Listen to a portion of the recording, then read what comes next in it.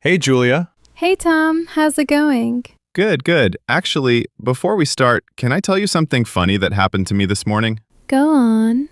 I tried to introduce myself in Spanish to my new neighbor, and I accidentally said I was embarazado instead of avergonzado. Oh no, Tom. That means pregnant, not embarrassed. Exactly.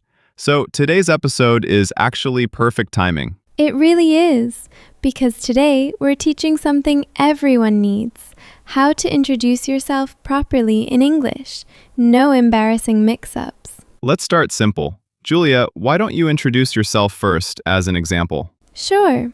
Hi, my name is Julia. I'm from Chicago, but I currently live in Austin, Texas. Oh, nice. And what do you do there? I work as a graphic designer. I've been doing it for about 5 years now. Oh, really? How did you get into that? Honestly, I studied art in college, and I just fell in love with digital design along the way. That's great. Okay, now let's break that down for our learners, because Julia actually used a perfect structure. Did I? I didn't even notice. You did. Let's go step by step. First, your name. Right, the simplest way: my name is, or I'm, both work perfectly fine. Second, where you're from and where you live now if they're different. Exactly. I'm from, for your hometown, and I currently live in, for where you are now. That word currently is really useful. It shows things might change in the future. Third, what you do, work or study. Right. I work as a, for your job, or I'm studying if you're a student. Simple structure, very natural. Okay, now here's a fun part. Let's talk about likes and dislikes, because this is where conversations actually become interesting. Ooh, I like this part. Okay, Tom, your turn. What do you like? I love hiking on weekends, and I really enjoy cooking, especially Italian food. And what do you hate? Honestly, mornings. I hate mornings. Oh, same. Okay, so notice something here. Tom used I love, I really enjoy, and I hate.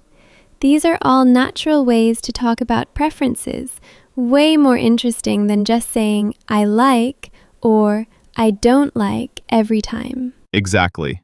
A quick tip. Try mixing it up. I'm a big fan of I can't stand, I'm really into.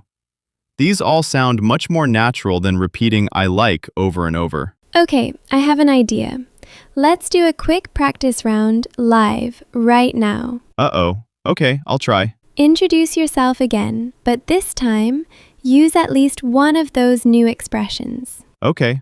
Hi, I'm Tom. I currently live in Denver and I work as a teacher. I'm a big fan of hiking and honestly, I can't stand traffic. Oh, very nice. See? That already sounds more natural than a textbook introduction. I'll try to do that every time from now on, actually. You should.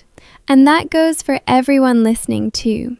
Try building your own introduction using this structure: name, where you live, work, or study, and one thing you like and one thing you dislike. And don't worry about sounding perfect.